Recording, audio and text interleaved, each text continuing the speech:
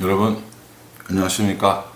4월 13일 목요일 넘치는 우리 교회 매일 묵상을 시작하도록 하겠습니다. 오늘 본문 말씀은 민수기 13장 1절부터 20절까지 말씀입니다. 여러분 우리가 민수기 묵상하면서 그 장소의 이동을 좀 생각해 볼 필요가 있거든요. 민수기 10장에서 시내산을 출발을 했잖아요. 그 출발해서 어디로 갔냐면 바란 광야라는 곳으로 갔습니다. 이 바란, 이거 발음을 조심해야 돼요. 발안 하면 이쪽에 있는 동네 바란인 거고요. 여기서 말하는 바란은 몇 절에 나오냐면 3절에 나와. 3절에 모세가 여호와의 명령을 따라 바란 광야에서 그렇게 얘기했거든요. 그러니까 10장에서 시내산을 출발을 해서 어디로 가고 있냐면 바란 광야에 이르렀다는 겁니다. 그럼 바란 광야는 큰 동네겠어요? 작은 동네겠어요? 큰 동네죠. 바란 광야는 제법 넓은 지역입니다. 오늘 이 바란 광야에서 사람들이 머물러 있고 모세가 가나안 땅으로 정탐을 보냅니다. 그 가나안 땅에 정탐 보내는 그곳이 가데스 바네아라는 지역입니다. 여러분 민수기에서 가장 중요하게 핵심적으로 생각해야 되는 동네 이름이 가데스 바네아입니다. 이 가데스 바네아에서 모세가 가나안 땅으로 정탐을 보낸다라고 생각하시면 됩니다.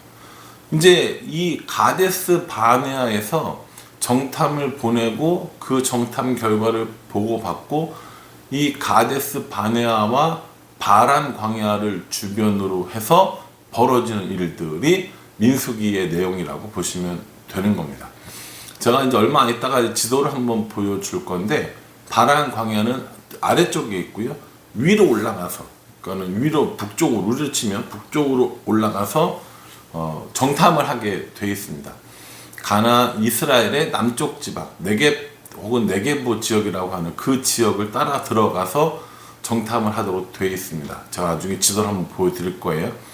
그런 그 도시 이름, 동네 이름, 지역 이름을 좀 기억하시면 훨씬 재미있습니다. 그러니까 현재 지금 어디에 머물러 있다고요? 바란 광야에 머물러 있고요. 그 동네 이름은 가데스 바네아입니다.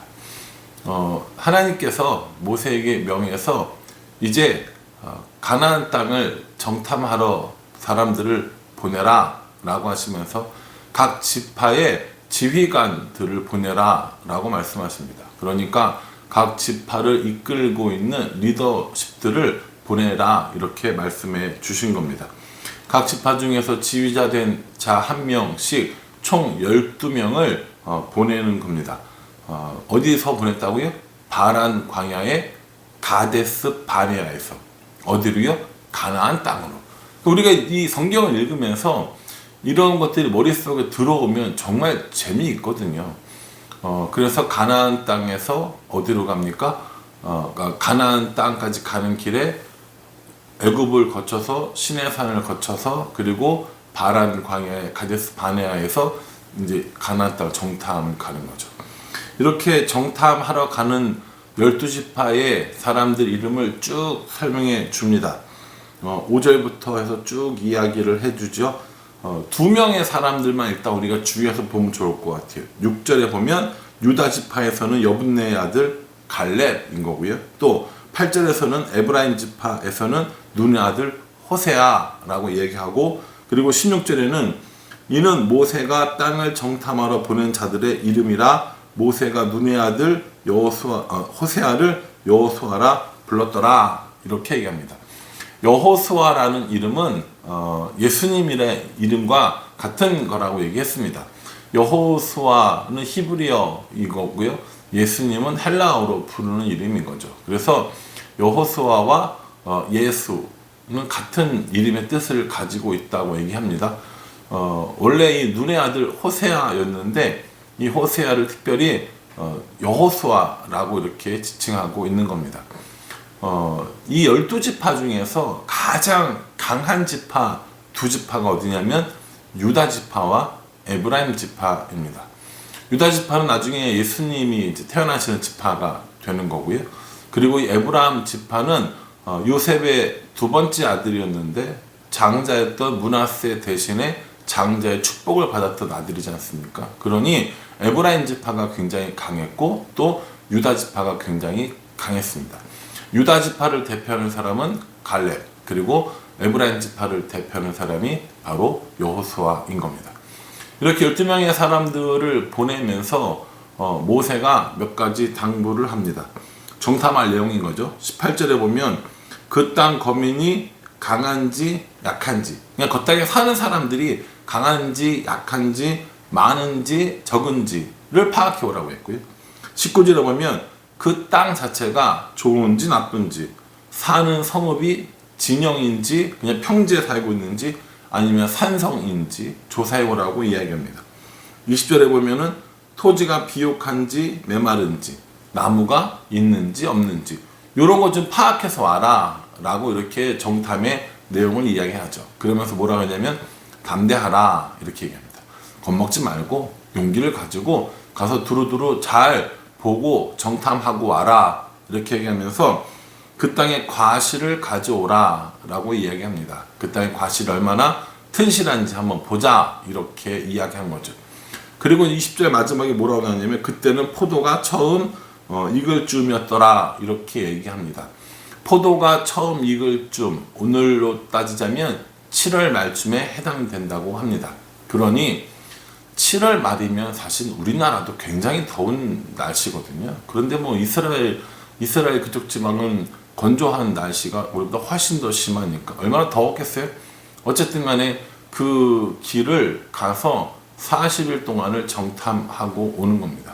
오면서 모세가 이야기한 대로 그 땅과 그 땅에 사는 사람들, 또 그 땅에서 나는 과실들을 가지고 와서 그 땅이 어떠했는지 이제 보고할 임무를 띠고 떠나는 겁니다. 우리는 사실은 이 일의 결론을 다 알고 있습니다. 물론 성경을 아직 잘 모르시는 분들은 이것에 대한 결과를 모르시겠죠? 그러니까 제가 스포는 하지 않겠습니다. 아는 분들도 그 뒤에 이야기에 대해서 다 알고 있으니까 오늘 이 묵상을 이렇게 저렇게 하면 되겠다라고 생각하지 마시고요. 딱 이 시점에서만 생각을 해보세요. 모세는 하나님의 명령을 받아서 정탐을 보냈습니다. 우리들의 인생에도 무엇인가를 계획하려고 할 때 정탐을 합니다. 저도 우리 교회를 분리개척할 때 정말 이 지역에 웬만한 데는 다 돌아다녀 봤습니다. 뭐 우리가 흔히 말하는 봉담 2지구, 그리고 여기 봉담 1지구의 중심상가, 저쪽에 윤건능 건너서 태안 3지구인가요? 거기 뭐 이 근처에 웬만한 데는 다 돌아보고 빈 상가 전화해서 물어보고 길거리 지나가다가 빈 상가 현수막 달려 있으면 전화해보고 그렇게 하고 이건 아닌데 라는 생각을 하고 지나가다가 요 앞을 지나가다 이제 수원신학교의 간판을 본 거죠. 그래서 수원신학교가 있구나 라고 생각하고 지나갔는데 저 수원신학교는 주일날 비지 않나? 라는 생각을 갑자기 하게 된 겁니다. 저는 이게 하나님의 그 가르치심, 깨우치심이라고 생각하고 있거든요, 지금도. 그래서 그 길로 와서 바로 들어왔어요. 학교를 들어와서 보니까 평일날이었는데 특별히 사람들도 없고 이러더라고요. 그래서 한번 쭉 둘러보고 나중에 이제 학교 측과는 만나서 이야기하면서 이곳을 정하게 됐죠. 처음에 왔을 때 이걸 어쩌지? 라는 생각을 정말 많이 했습니다. 여러분들이 그 한겨울에 우리 교회 왔을 때의 마음과 제 마음이 다르지 않아요? 여기 너무 추운데? 너무 어두컴컴한데? 너무 건물이 낡았는데? 뭐 따지고 보니까 뭐 어마어마하더라고요. 도저히 안 되겠다는 생각도 많이 했었거든요. 사람들이 여기로 올까? 이런 생각도 많이 하고요. 그리고 나서 이제 계속 기도하면서 이 곳이 하나님이 우리에게 주신 곳이라는 확신을 가지고 있기까지 참 여러 가지 많은 과정들을 겪었습니다. 저는 그 과정들이 나름대로의 정탐이라고 생각했어요.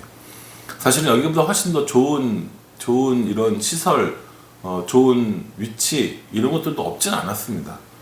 그래서 굉장히 이제 비쌌죠. 비싸고 우리가 지불해야 될 것들이 너무 많은 거죠. 임대료에 너무 많이 지불하고 싶지 않았습니다. 그런 고민하면서 이제 하나님 인도해 주신 이곳으로 왔다고 저는 생각합니다. 제가 교회를 개척하는 일에도 이렇게 정탐을 하는데 삶의 문제는 어떻습니까? 여러분들이 가지고 있는 뭔가를 계획하고 준비하는 이 일들에 정탐하고 계십니까?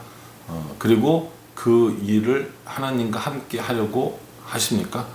정탐하는 게 나쁜 게 아니라 어떤 마음으로 하느냐가 더 중요하다는 생각을 한번 해봅니다.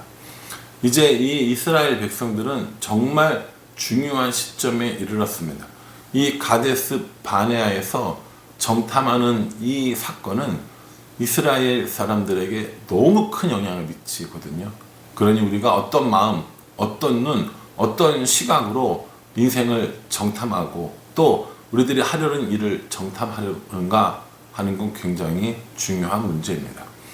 앞으로 이 일 후에 어떤 일이 발생할지는 매일매일 묵상하면서 차근차근 살펴볼 거고요. 저는 개인적으로 정탐이 끝났다고 생각하지 않습니다. 아직도 남았죠. 아직도 우리가 믿음의 눈을 가지고 나아가야 할 그 길에 대한 정탐이 남았다고 생각합니다. 인간적인 생각, 인간적인 마음으로 정탐하는 것이 아니라 믿음의 눈을 가지고 또 하나님과 함께하는 이런 눈이, 이런 시각이 정말 많이 필요하다는 생각을 합니다. 내일 또 이걸 또 이어서 묵상해야 되니까 저 더 이상 말하지 않겠지만 여러분들도 여러분들의 삶에 정탐할 때 어떤 눈, 어떤 시각, 누구와 함께 하고 있는지 생각해 보면 참 좋을 것 같습니다. 민수기는 참 재미있습니다. 초반에 좀 힘들기도 했지만 가면 갈수록 재미있어질 거니까요. 여러분 집중해서 보시면 좋을 것 같고 또 중간중간 또 읽기 어려운 위기의 이런 그 순간들도 있어요.